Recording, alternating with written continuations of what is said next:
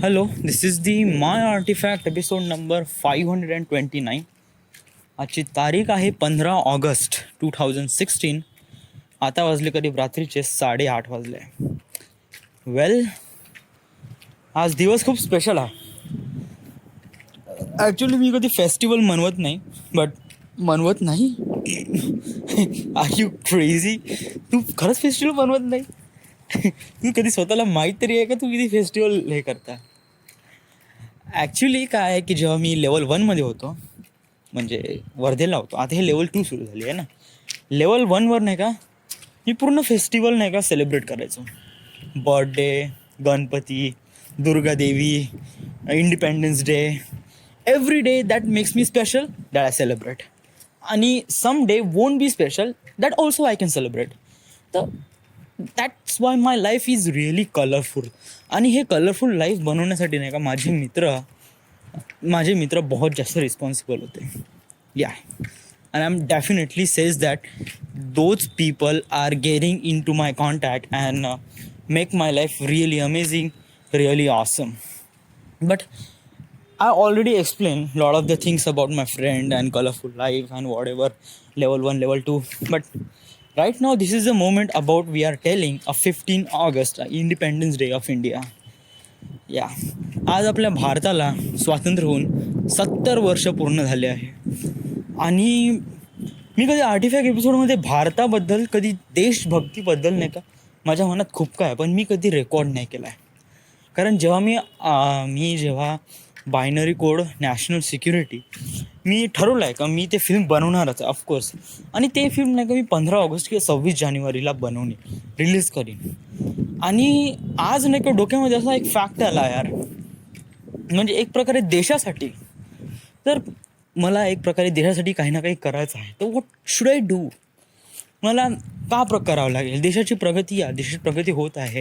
मी एक स्वतः देशाच्या प्रगतीला एक साथीदार होऊन राहिलो. That's makes me, because I am a film maker and that's I am really genius about this film making. So that's why I am really special for this country and part of this country and really I am proud of it. मला गर्व आहे का मी या देशाचा एक नागरिक आहे आणि एक इंडियन सिटिझन म्हणून मला खूप जास्त हे प्राऊड फील होते. या, म्हणजे काय आहे की मी IPL तर पाहतो, बट नाही का मी कधी टीम डिसाईड नाही करत का मी कोणा साईडला आहे. बट जेव्हा इंडियन क्रिकेट टीम कोणत्या ऑस्ट्रेलियन क्रिकेट टीमसोबत राहतो आणि ऑस्ट्रेलियन क्रिकेट टीम आणि दोघांमध्ये वॉर असेल ना, मी नेहमी इंडियाकडे राहतो यार. जरीही माझे ऑस्ट्रेलियातले प्लेयर किती फिमिलियर असले आणि कितीही त्यांच्याबद्दल जाणून घेतलं, तरी मी इंडियाकडून राहतो. कोणती मॅच इंडियाकडूनच राहतो आणि मी त्याला नेहमी सपोर्ट करतो का ही मॅच जिकन, इंडिया मॅच जिकन. ऑलिम्पिकमध्ये पण मी इंडियालाच सपोर्ट करेन. जे की आता ऑलिम्पिक सुरू आहे, तर मी पण इंडियाला सपोर्ट करेन. जे की अजूनपर्यंत त्यांनी एकही मेडल नाही केले, तरी मी सपोर्ट करतो. इंडिया कितीही बेकार असली ना, तरी आतमध्ये नाही का त्याचं जे इन्ग्रेडियंट्स आहे ते बहुत खास आहे. म्हणजे काय, एक प्रकारे जसं की मेथी, तिखट, तेल वगैरे हे सगळ्या इन्ग्रेडियंट्स म्हणून एक प्रकारे भाजी बनते. आणि ती भाजी नाही का चवीला बहुत टेस्टी लागते. तर समटाईम्स ती भाजी कधी टेस्ट चांगली लागत नाही. व्हाय? कारण त्या इन्ग्रेडियंट्सला प्रॉपरली ट्रीट नाही करत. म्हणजे काय आहे की प्रत्येक देशांपाशी नाही का इन्ग्रेडियंट्स बिलकुल सेम अमाऊंटमध्ये आहे आणि सेम क्वालिफिकेशन आहे त्याचं आणि सेम क्वालिटी आहे त्याची. फक्त त्याला ट्रीट करण्याची पद्धत नाही का वेगवेगळी आहे. जसं अमेरिकेमध्ये त्याला ट्रीट बहुत चांगल्याने करते, त्यामुळे ऑलिम्पिकमध्ये त्यांना नियर अबाउट 50 किंवा 60 मेडल भेटले आतापर्यंत. चायना, जपान वगैरे हे त्या प्रकारे त्यांना ट्रीट प्रॉपरली करतात आणि त्यामुळे त्यांची भाजी खूप चांगली बनते. भाजी म्हणजे एक प्रकारे त्यांना मेडल खूप जास्त भेटते. इंडियामध्ये इन्ग्रेडियंट पण सारखेच आहे, सेम आहे, सेम क्वालिटीची आहे, बट त्यांना ट्रीट प्रॉपरली करत नाही. त्यामुळे ते मेडल खूप कमी गेन करतात ऑलिम्पिकमध्ये. तर या देशाची प्रॉब्लेम काय आहे? या देशाची प्रॉब्लेम आहे का याच्यापाशी टॅलेंट आहे, याच्यापाशी खूप चांगल्या गोष्टी आहे, शून्याचा शोध भारतामधूनच लागला आहे. आणि जर आपण शून्याचा शोध जर लावला नसता तर ह्युमन रेस इथपर्यंत डेव्हलप नाही झाली असती. कारण एक प्रकारे लिमिट लागते. जर आपण झिरो म्हणण्यासाठी याची काही व्हॅल्यू नाही आहे, बट एक झिरो वाढल्याने त्याची व्हॅल्यू वाढते. 1 2 3 4 5 6 7 8 9. त्याच्यानंतर सायंटिस्टला एक प्रकारे क्वेश्चन मार्क आला डोक्यामध्ये का याच्यानंतर काय, 9 नंतर काय. आपल्याला पुढे डिजिट वाढवायचे असेल तर, समजा आपल्या क्वालिटीची प्रॉडक्ट मोर दॅन 9 असेल तर how should I count with it. आपण मोजायचं कसं यांना. तर मग त्यांनी एक प्रकारे Aryabhata near about thousands of years ago, he just invented a digit name as 0. आणि हा 0 डिजिट एक प्रकारे लिंकअप करते या डिजिटला. 1 2 3 4 5 6 7 8 9 and then 1 0 means 10 and then 1 1 1 2 1 3 1 4 it's 2 0 and 3 0 4 0 and 1 double 0 and 1 triple 0 and 1 4 times 0 5 times 0. That makes digit is really long way. याची counting खूप मोठी झाली आहे फक्त एक झिरोमुळे.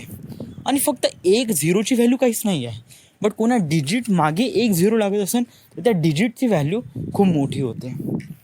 तर तशाच प्रकारे एक इंडिया आहे. याची नाही का सिंगल व्हॅल्यू काहीच नाही आहे. म्हणजे जर आपण समजा म्हणतो का या इंडियामध्ये एखाद्या पर्सनला आपण समजा जर पकडलं आणि त्याची जर व्हॅल्यू आपण अदर पर्सनच्या म्हणजे अदर कंट्रीच्या एक पर्सनसोबत कम्पेअर केलं तर आमची काहीच व्हॅल्यू नाही, नेवर, नथिंग.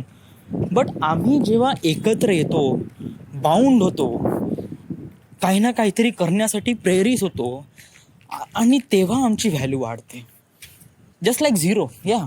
म्हणजे झिरोची व्हॅल्यू काहीच नाही आहे, बट जेव्हा ते बाउंड येतात, एकत्र येतात, काही ना काहीतरी अचीव करण्यासाठी सोबत येतात, कोणत्या डिजिट मागे झिरो लागते तेव्हा त्याची व्हॅल्यू वाढते. त्याचप्रमाणे आपल्या इंडियाची पण तशीच एक कंडिशन आहे. इंडियामध्ये सिंगल पर्सन काही करू शकत नाही. सगळे सोबत येतात आणि काही ना काहीतरी निर्धार करून एक प्रकारे खूप काही अमेझिंग थिंग्स करतात. त्यामुळे आपल्या इंडियाची व्हॅल्यू आहे. इंडिया किती मागे असला, किती पुढे असला किंवा मागे असला, मला जेव्हा नाही का कधी इंडियाबद्दल बलात्कार होते, गँगरेप होतात, फील्स रिअली सॅड. कारण अशा पण गोष्टी होतात इंडियामध्ये. बट ॲक्च्युली आपण नाही का आपल्या कंट्रीमध्ये अशा प्रकारच्या गोष्टी होतात आणि त्यामुळे आपल्याला ऐकायला येतात आणि त्यामुळे आपण आपल्या कंट्रीला ब्लेम करतो.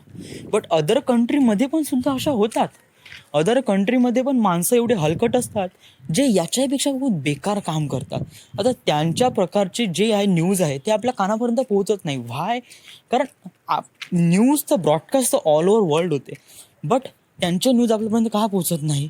कारण एक प्रकारे न्यूज मीडिया आहेत. त्यांच्या ज्या कंट्रीमधल्या जे काही गोष्टी आहे, जे काही कांड आहे ते त्यांच्या आतमध्येच सॉर्ट आउट करण्याचा प्रयत्न करतात, ना की ते बाहेर काढतात. अशाच प्रकारे प्रत्येक कंट्रीमध्ये एक प्रकारे डिफेन्स मीडिया आहे जो त्यांच्या कंट्रीमध्ये होणारे जे कांड आहे ते आतमध्येच सॉर्ट आउट करण्याचा प्रयत्न करतात. आपल्या इंडियामध्ये पण तशा प्रकारे सॉर्ट आउट करण्याचा प्रयत्न करतात. अदर कंट्रीमध्ये पण खूप बेकार काम होतं आहे. अदर कंट्रीमध्ये पण बहुत जास्त गँगरेप, बहुत जास्त कांड होतात आणि त्यांची गोष्टी आपल्याला ऐकायला येत नाही. त्यामुळे आपण वाटते की ती कंट्री किती अमेझिंग आहे. तुला काय वाटते? अमेरिकेमध्ये तर गँगरेप वगैरे होत नाही? ऑफकोर्स होते, डेफिनेटली होते. बट तिथल्या आपण गोष्टी कधी ऐकत नाही कारण तिथली कंट्री नाही का सॉर्ट आउट करण्याचा प्रयत्न करतात आपल्याचमध्ये. त्यामुळे आपण नाही का आपल्या स्वतःच्या कंट्रीला ब्लेम करतो. But that is not a fact. But एक प्रकारे नाही का पॉझिटिव्ह थिंग्स पण आहे. कारण जेव्हा नाही का आपल्याला नाही का आपली गलती आपल्याला कळेल तेव्हा आपण चांगल्या गोष्टी करण्याचा प्रयत्न करू. म्हणजे लाईक आता आपल्याला माहीत आहे की आता आपल्या कंट्रीमध्ये गँगरेप होऊन राहिला आहे, तर याच्यापासून आपण प्रिव्हेंट होण्यासाठी काही ना काहीतरी स्टेप्स फॉरवर्ड करू, काही ना काहीतरी ॲक्शन हे करू, राईट? तर हे पण गोष्टी चांगल्या आहे. कारण वाईट गोष्टी आपल्या समोर येतात आणि त्याला रिकवर करण्यासाठी आपण चांगल्या गोष्टीचं फाउंडेशन करतो आणि मग त्या चांगल्या गोष्टीचं फाउंडेशन आपण स्प्रेड करतो आणि हळूहळू ह्या सगळ्या गोष्टी जे बेकार गोष्टी आहेत त्या कमी होतात आणि that makes a really development. यालाच डेव्हलपमेंट म्हणतात. चांगल्या गोष्टीचा म्हणजे वाईट गोष्टीला कमी करणं हे हे एक प्रकारे डेव्हलपमेंट म्हणजे काय? डेव्हलपमेंट म्हणजे मोठ्या मोठ्या बिल्डिंग बांधणं, चांगले रस्ते, चांगल्या गाड्या किंवा lot of the money. This is also a development part. But याला डेव्हलपमेंट नाही म्हणत. डेव्हलपमेंट काला म्हणते? एक माणूस आहे तो एक फ्री आहे. त्याला त्याच्या मनात जे काही गोष्टी करायच्या आहे तो ते चांगल्याने आणि बिनधास्तपणे करू शकतो. त्याला कुठेतरी रेजिस्ट नाही भेटत आणि गव्हर्नमेंटचा किंवा अनदर पर्सनचा किंवा जे सोसायटी मेंबर जे त्यांना ट्रस्ट करतो आणि त्यांना पाठिंबा देतो. That makes development. 15 ऑगस्टच्या दिवशी मी आर्टिफॅक्ट एपिसोडमध्ये काय देशाबद्दल भाषण कधी येणार आहे का? नाही. बट मला हे देशाबद्दल सांगूशं वाटते. मी कधी देशाबद्दल एवढं कधी सांगितलं नाही. बट आज मौका आहे आणि मला सांगायला पाहिजे. मागच्या इंडिपेंडन्स डेमध्ये मी माईट बी काय माहीत केलं होतं का नाही, आय डोंट नो. बट यावेळेस मला थोडं सांगूशं वाटते आपल्या देशाबद्दल. कारण जेव्हा मी नाही का बायनरी कोड, नॅशनल सिक्युरिटी, जो क्लायमॅक्स सीन नाही का माझ्या डोक्यामध्ये इमॅजिन करतो, सो एक प्रकारे नाही का देशभक्तीची हे आहे ना भावना ते आपल्या अंगामध्ये सळसळते. जरी आपण देशाला किती शिवा देत असो, आपला देश मादरशोध आहे, असं आहे तसं आहे, everyone goes to abroad because they have to make this life really amazing. That's why they are going in somewhere to make this life is really amazing. But India is also great. India is also making life really amazing. You just need to trust and do it here. Bharat पण काही कमी देश नाही आहे. It's a really nice country आणि मला proud feel होतो या साऱ्या गोष्टी करून. कारण जेव्हा मी नाही का फिल्म बायनरी कोडबद्दल क्लायमॅक्स सीन शूट करतो, मधात इमॅजिन करतो, तर बहुत ही अमेझिंग फील होते. तर वेल, हे झालं आता 15 ऑगस्टबद्दल देशाबद्दलचं भांडण, देशाबद्दलचं भाषण वगैरे मला जे काही सांगायचं आहे. But what about me? मला जर या देशाला काही ना काहीतरी द्यायचं आहे तर मी कशा प्रकारे देऊ? म्हणजे मला पण या देशासाठी काही ना काहीतरी एक प्रकारे पर्सन व्हायचं आहे जो या देशाला बिलॉंग्स ठरते. मला काही ना काहीतरी आयडेंटिटी बनवायची आहे, या देशाला काही ना काहीतरी सपोर्ट द्यायचा आहे. तर मी कशा प्रकारे याच्यात काम करू शकतो?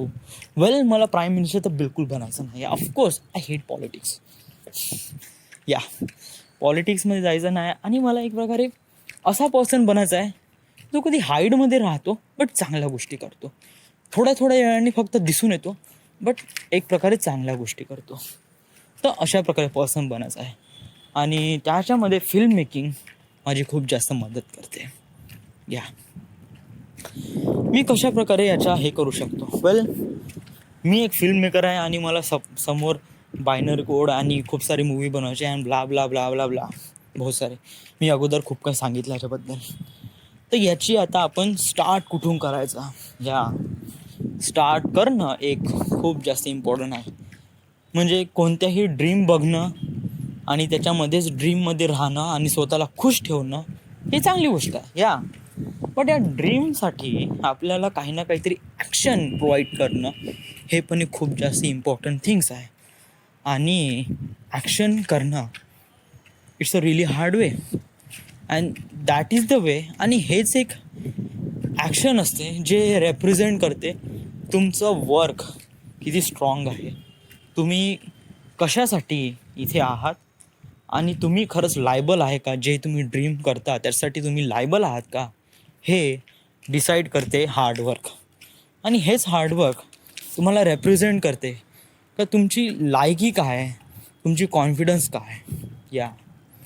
जर तुम्हाला फिल्म मेकर बनायचं आहे आणि तुम्हाला जास्त स्ट्रगलिंग नाही करायची आहे तर मग काय, तुम्ही एक प्रकारे कसं तरी बनवून तर जाजान कचक मचक वगैरे, बट त्याच्यामध्ये मजा नाही रे.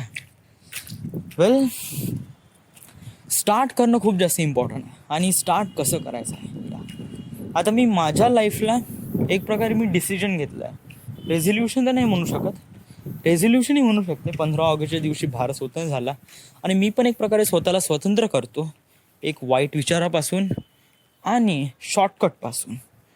शॉर्टकट कधी तुमच्या लाईफला बिकम बेटर बनवू शकत नाही.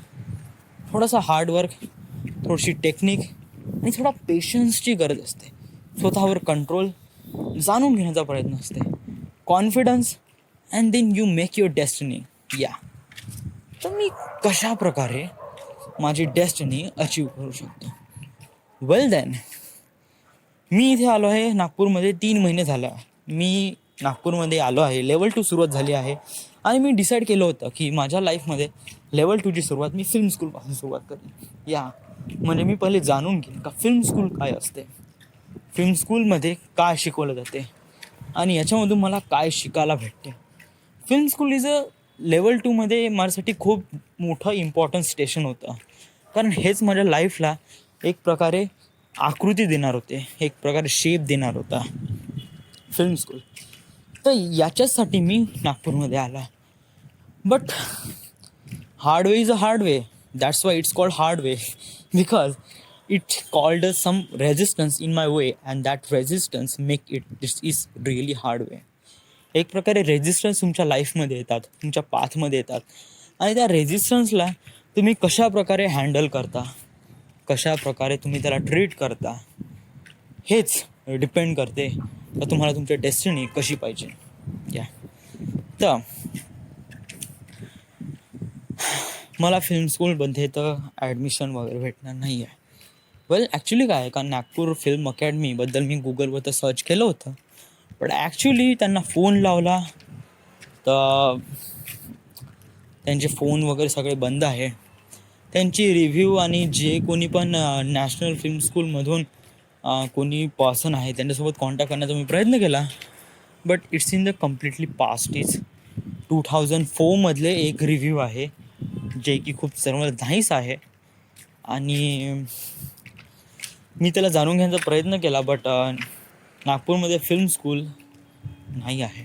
एक आहे talent one coaching classes, actually त्यांची ब्रांच नागपूरमध्ये होती बट त्यांनी शिफ्ट केली मुंबईमध्ये, तर तो पण आपला चान्स नाही आहे. तर वेल फिल्म स्कूल तर नाही आहे. तर अशा वेळेस आपण फिल्म स्कूलबद्दल कशा प्रकारे जाणून घेऊ? YouTube is the best option. यूट्यूबवरून आपल्याला जाणून घेता येते. यूट्यूब एक प्रकारे इंडिपेंडन्स डेच्या नुसार एक प्रकारे स्वातंत्र्य देते का तुम्ही काही पण शिकू शकता. इंटरनेट इट्स नॉलेज स्पिरिट आणि हे दिसत तर नाही बट एक प्रकारे तुमच्या सोबत असतात कुठेतरी आणि नेहमी तुम्हाला नॉलेज करतात. चांगला वाईट हा तुमच्यावर डिपेंड आहे. चांगला पण याचे फायदे आहे आणि वाईट पण फायदा आहे. What ever you choose depend on you. I choose bad. जेव्हा मी खूप जास्त वाईट होतो, वाईट म्हणजे स्टार्टिंगला आपण बॅड वे चूज करतो, बट इन द एंड इंटरनेटचा फायदा दिसतो आपल्याला आणि नंतर आपण त्याला चांगल्या गोष्टीला चॉईस करण्याचा प्रयत्न करतो आणि मी पण आता तेच करून राहिलो आहे. Internet is a really nice thing आणि मला याच्यापासून फायदा घ्यायला पाहिजे आणि याच्यापासूनच मी माझ्या फिल्म स्कूलबद्दल जाणून घेईन.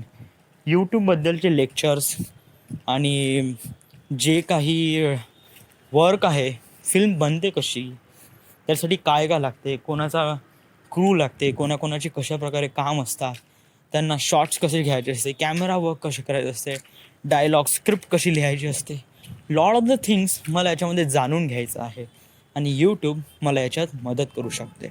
या तर मी जेव्हापासून लॅपटॉप घेईन तेव्हापासून मी असे व्हिडिओ वगैरे डाउनलोड करीन आणि याचे सेशन पाहणं सुरुवात करीन. या आता आहे माझ्यापाशी ग्रॅज्युएशनसाठी 3 वर्ष बाकी आहे. या माझा ट्राय राहीन का 3 वर्षातच मी माझे ग्रॅज्युएशन कंप्लीट करेन, कारण जोपर्यंत मी ग्रॅज्युएशन कंप्लीट करत नाही तोपर्यंत माझी लेवल 3 स्टार्ट होऊ शकत नाही. या तर मला ग्रॅज्युएशन करणं रिअली इम्पॉर्टंट आहे आणि 3 वर्षातच. ओके ठीक आहे, 3 वर्षात मला तर माझं ग्रॅज्युएशन कंप्लीट करायचं आहे. But what about next? जर तुला डेस्टिनीबद्दल अचीव करायचे आहे तर डेस्टिनीबद्दल म्हणजे ग्रॅज्युएशन एक प्रकारे बॅकअप ठरते माझ्या लाईफचा. म्हणजे जरी माझ्या हातून कुठून ना मला एक प्रकारे बेस पाहिजे, राईट. आता मला समजा जर एखाद्या छतवर चढायचं असेल तर खाली एखादी कधी काही लॅडर किंवा एक प्रकारे गादी किंवा एक प्रकारे ड्रम वगैरे, कारण ज्याच्यावर चढून मी त्या छतवर चढू शकतो. राईट. तर त्यासाठी एक प्रकारे बेस पाहिजे. मुंबईमध्ये पण मला एक प्रकारे बेस पाहिजे, एक प्रकारे लॅडर पाहिजे, एक प्रकारे गादी पाहिजे, कारण त्यांच्यावर मी चढून मी माझी डेस्टिनी अचीव करू शकतो. आपण सीधा जंप नाही मारू शकत. जर मी म्हणेन का विदाऊट लॅडर, विदाऊट गाडी, विदाऊट गादी, विदाऊट ड्रम मी जर जंप मारून त्याला अचीव करण्याचा प्रयत्न करतो म्हणलं तर कधी कधी हात सुटू शकते आणि आपण खाली पडू शकतो. And then we should probably give up, जर आपल्यामध्ये एवढा कॉन्फिडन्स नसेल तर.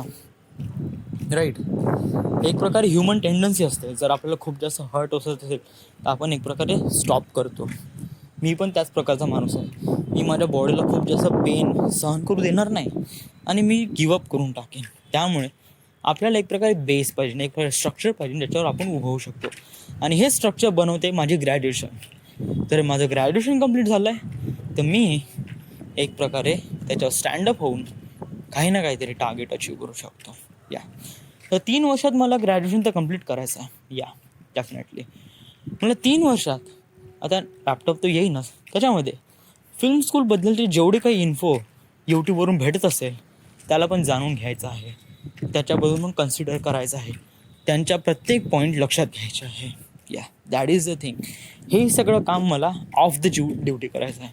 म्हणजे पढाई तर करायचीच आहे, सोबत एक दिवस त्रास वगैरे आला तर आपण यूट्यूबचे व्हिडिओ पाहू शकतो. या तर हे ऑफ ड्युटी आहे. ऑन ड्युटी काय करायचं आहे? ऑन ड्युटीमध्ये काही जास्त काम राहत नाही.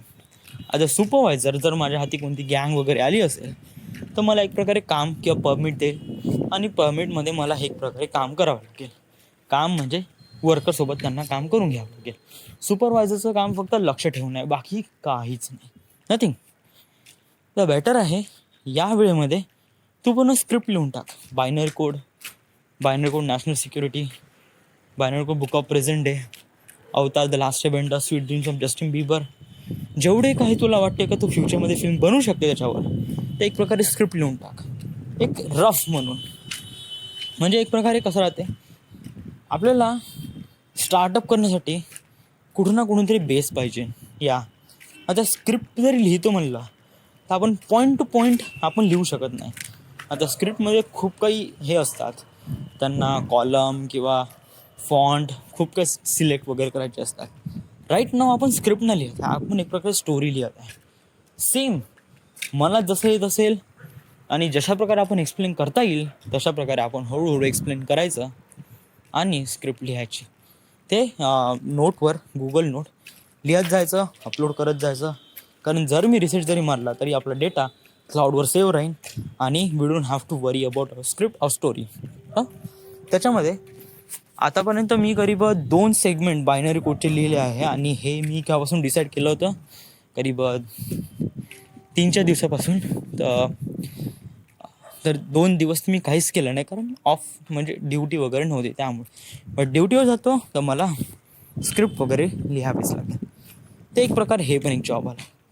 आणि मला 3 वर्षात तर मला माझ्या फिल्मच्या सगळ्या स्क्रिप्ट किंवा स्टोरी रफमध्ये वगैरे पाहिजे. म्हणजे मग मी त्यांना एक प्रकारे टचडाऊन करू शकतो किंवा मिळवू शकतो. तर हा एक प्लॅन आहे माझ्या लाईफचा. पुढले जे लेवल 2मध्ये मला कोणकोणते काम करायचं आहे हे तर मला माहीत झालंच आहे. बाकी जॉबचं वगैरे काही टेन्शन नको घेऊ, जसं चालू आहे. फक्त ग्रॅज्युएशन करणं मस्ट आहे. तर मी पढाईवरून फोकस आहे, प्लस माझ्या डेस्टिनीवर पण फोकस आहे. आणि याच्यामध्ये प्रिकॉशन घ्यायचे आहे की आपल्याला कोणती गर्लफ्रेंड नाही भेटली पाहिजे. यामुळेच आपल्याला एक प्रकार युनिव्हर्सनी एक प्रकारे अशा प्रकारचा ॲटमॉस्फिअर दिला आहे खापरखेडामध्ये, जिथे मुली वगैरे राहतात म्हणा, बट माझ्या काही कॉन्टॅक्टमध्ये नाही आहे. आणि universe that's it's really been really magic to me. एक प्रकारे बहुत जास्त मॅजिक करतात माझ्या लाईफसोबत. म्हणजे युनिवर्सला वाटते का जर या मुलांनी याची डेस्टिनी जर टार्गेट अचीव करायचं, या I am talking to you universe, you just need to hear me. तर काय आहे, मला जी मुलगी आवडत होती ना, स्नेहा तामगाडगे, ती बरोबर नाही का 29 मे पासून ऑफलाईन झाली आणि 1 जून पासून माझी सर्व्हिस स्टार्ट झाली, म्हणजे जॉबची सर्व्हिस स्टार्ट झाली. जॉबच्या सर्व्हिसमध्ये तर कोणी मित्र वगैरे राहत नाही, एकटे राहते, तर मग आपण कसं चॅटिंगमध्ये भेटतो. आणि जर ती स्नेहा गाडगे जर मला ऑनलाईन वगैरे भेटली असती ना, तर ऑफकोर्स मी तिच्यासोबत बोललो असतो आणि या 3 महिन्यात तर आम्ही तर रिलेशनशिपमध्ये पण आलो असतो राव. या जर ती असती तर. But universe do some magic to my life. Universe एक प्रकारे माझ्या लाईफमध्ये एक प्रकारे मॅजिक करते. तिचं बरोबर ब्रेकअप झालं असेल, whatever, I don't know, but मेच्या लास्ट वीकमध्ये बहुतेक झालं असेल. आणि मग तिने तिचे व्हॉट्सॲप आणि फेसबुक वगैरे सगळं क्लोज केलं. त्यामुळे माझा तर काही कॉन्टॅक्ट नाहीच आहे आता. आता माझ्यापाशी तिचा काही नंबर नाही आहे. फेसबुकवर केव्हा ऑनलाईन येते आय डोंट नो. मला फक्त एवढं माहिती आहे का ती यवतमाळमध्ये तिचं ग्रॅज्युएशन झालं आहे. राईट नाव ती कुठेतरी जॉब करत आहे. बट मला याच्याबद्दल काहीच माहीत नाही. या आणि मला पण एक प्रकारे कॉशन घ्यावी लागेल का जर मला माझ्या लाईफमध्ये काही ना काहीतरी बनवायचं असेल तर लेडीजपासून थोडं दूर राहावं लागेल. राईट. या तर आज अशा प्रकारे प्लॅन बनला आहे. लेवल 2मध्ये आपल्याला हे काम करायचं आहे, हे जाणून घेतल्याबद्दल थोडंसं चांगलं वाटत आहे. आणि एवढं सारं बडबड करून माझं तोंड दुखत आहे. आणि आज काय झालं ॲक्च्युली, हे तर झालं माझ्या डोक्यामध्ये, म्हणजे आज का करायचं आहे, का नाही करायचं आहे. आज सकाळी काही नाही, मी कॉपिंगवरच भिडून होतो. हार्डिक्स वगैरे पूर्ण कॉपी लावली होती. आज ताईचा बर्थडे होता, प्रीताईचा. 15 ऑगस्टला तिचा बर्थडे असतो. त्यामुळे तिच्या घरी गेलो, बर्थडे सेलिब्रेट केला आम्ही. देन मटन वगैरे जेवलो. राईट आफ्टर दॅट आत्याचा फोन आला. आत्या पण वधीला आली होती, तर तिच्यासोबत मी मग इथेच नागपूरला आलो आहे. राईट नाव आता मी नागपूर आत्याकडे आहे. उद्या जॉब करून खापरखेडाला. आणि या life is amazing. Life is amazing. You just need to trust. It's amazing. आपको बस विश्वास करना चाहिए कि लाइफ अमेजिंग है, कितनी भी बुरी हालत में हो तो. कवि इज बैक. कवि is really back. This is the My Artifact episode number 529. Right now we are at Nagpur, Maharashtra. Thank you.